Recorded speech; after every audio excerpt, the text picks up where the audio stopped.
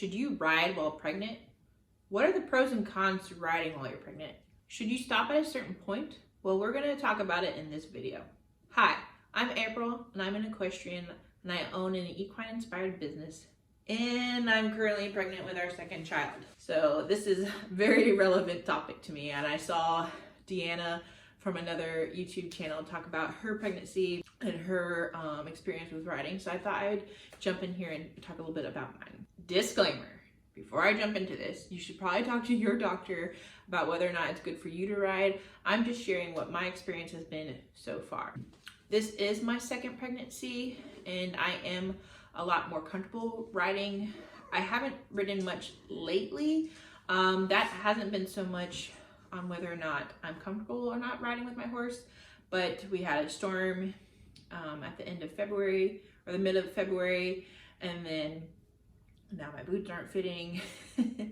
And I'm not scared to get on my horse, or it's not even scared, but nervous or don't feel comfortable. I just haven't, and I haven't had anyone at the barn with me. So those are kind of things why I'm not riding currently, but I was riding all the way up till I would say mid-February. I had bought a brand new saddle at the beginning of January. Even though I know I was pregnant, a saddle is something I've needed for a long time. I haven't been uncomfortable riding my horse, and he's been the only horse that I'm riding. I actually even showed him back in December, and it was my first APHA horse show. So on top of being nervous that I was pregnant at a horse show, it was my first breed show. So there's a lot of emotions going on there. He was actually really good. Mentally, he did great. He was a little hyped up when we got into the actual arena to show, because we hadn't been able to practice in that arena much. But besides the point, we were probably a real big mess, but I'm sure I could create a video on that topic alone. I found out I was pregnant, oh man, probably beginning of November. I had been riding my horse because I was getting ready for this December show. I had been riding my horse in October, and then I was doing really great, and then I was getting sick a lot, so I kind of stopped riding him for a little bit. I was still going out, but not riding as much, or not riding the type of way I wanted to be riding. And then I went on a retreat, and as soon as I got back, I got extremely sick. And I was like, was I sick because of the retreat or so on? And that's kind of when I went to find out that I was pregnant. I had awful morning sickness. I wasn't really moving around. So in November, I actually had the gal at the barn, Anna, ride King for me to get ready for the horse show.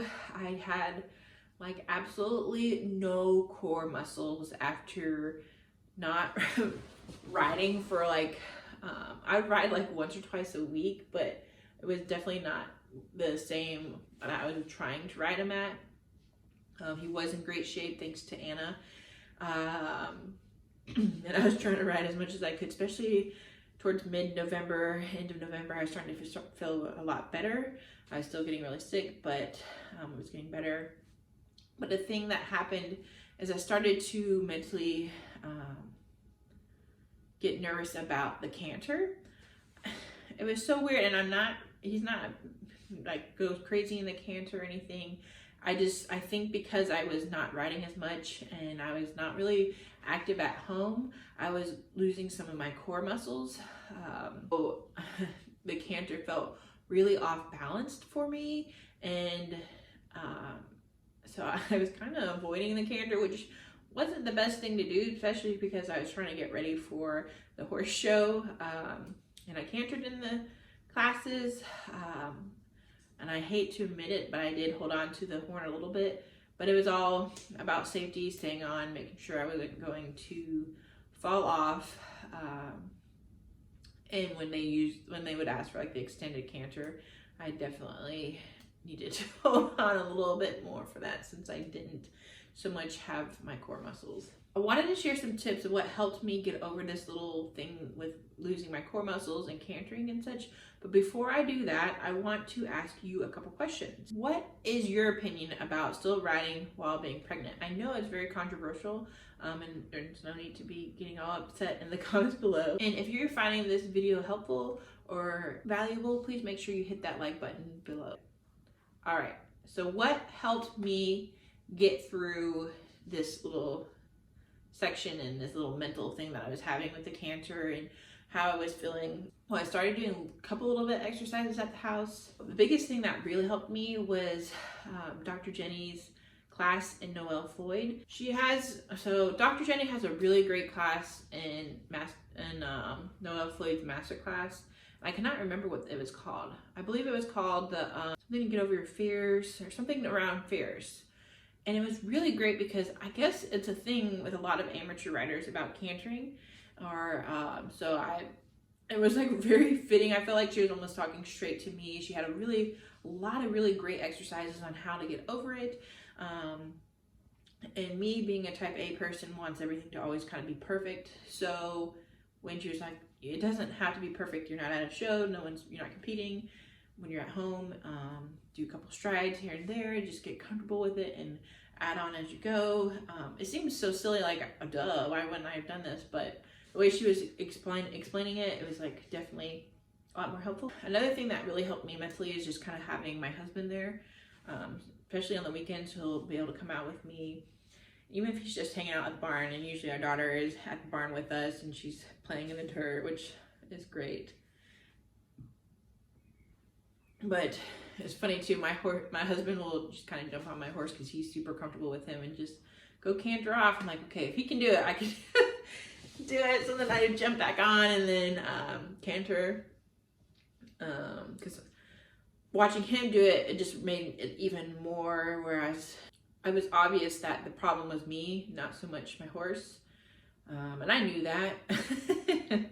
But it still kind of helped. And then another thing that kind of helped me, and I still do, before I jump on my horse, even if it's so hot outside, or not even like if it's hot, but like I can tell he's a little tired, I still lunge him.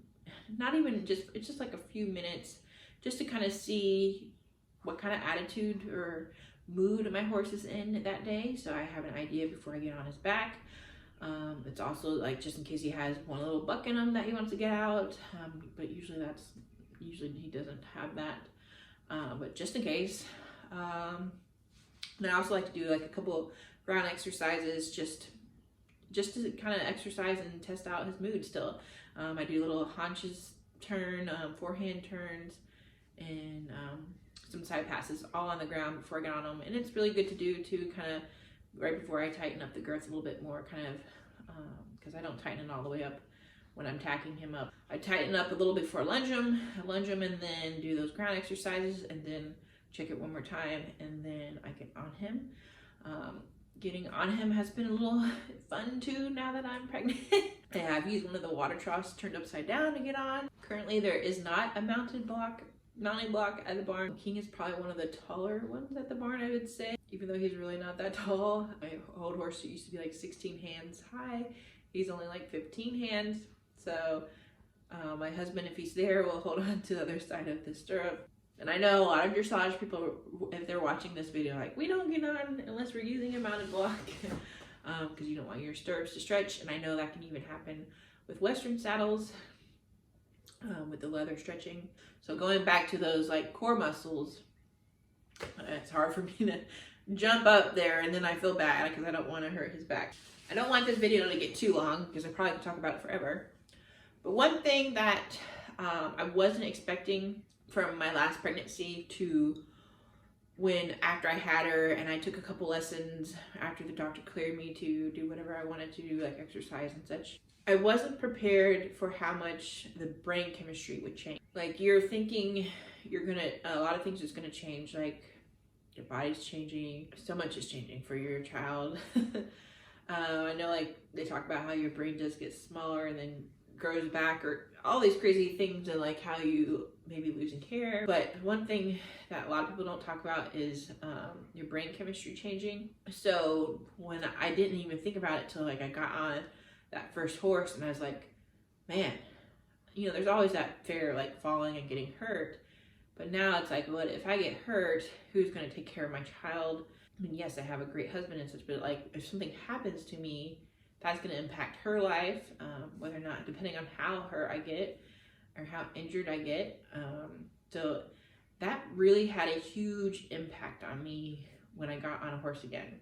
And I didn't think about how much that would impact me. So I was even more like cautious about what type of horses I was getting on. I've never been one to want to get on some of the unpredictable horses, but even now more so, I was like, oh.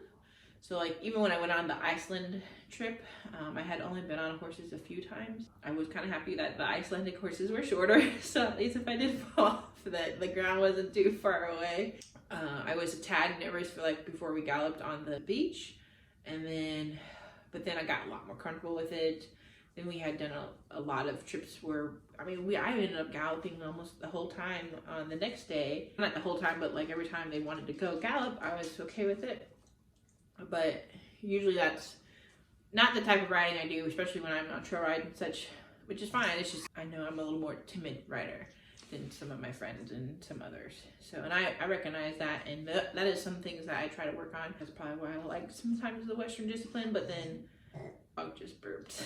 She's telling me what she thinks about this video. But I do want to eventually get into reining, and I have fun things to talk about when that comes up to that, because I'm working on that goal right now. Even though I am pregnant, there may be a 4-legged baby coming in our near future that would be working towards that goal, but that's for another video. I know that some of my confidence needs to change, and I am working on a lot of that, even though I can't work on it so much at the moment, but I can work on it through books, through a lot of other things, that hopefully things will change. I hope you liked this video. I know some of it was a little bit of rambling and it's kind of all over the place, but the decision is ultimately up to you. It can be scary to think about, like if you fall off, then you more than likely may lose the child if you fall off.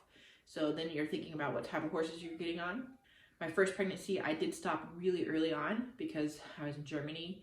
I didn't know the horses, and I was actually getting lightheaded early on. So every pregnancy is different. Like this one, I did get a lot of morning sickness, but I still felt really comfortable every time I got on. I trust my horse very much so. Even though he can be silly sometimes, he usually is not silly while I'm riding, thankfully.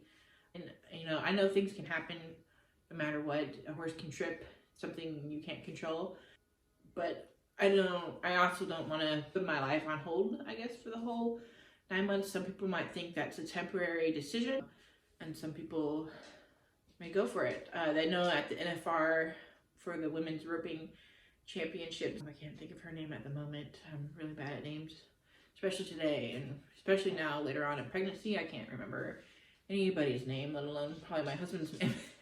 But she won the world championship roping, and she was really far into her pregnancy. I think she had actually cut off the horn of her saddle, so she was, you know, further along. I know some of us show earlier than others.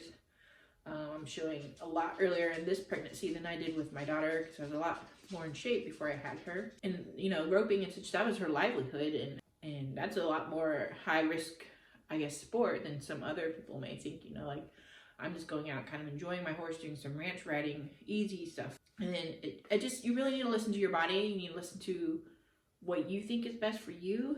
Listen to your doctors depending on your health, and kind of going with that, and not worry about what others think or say about this. There's actually even an article, I think in Western Horseman, a month or two ago, that was talking about whether or not you should be riding while you're pregnant. Some people, like, they don't have a choice. Like if you're working on a ranch and such, things still need to get done, and to get those things done, especially when you go out in the middle of the field and you don't have four-wheelers and so on and so forth, you have to get on the back of a horse.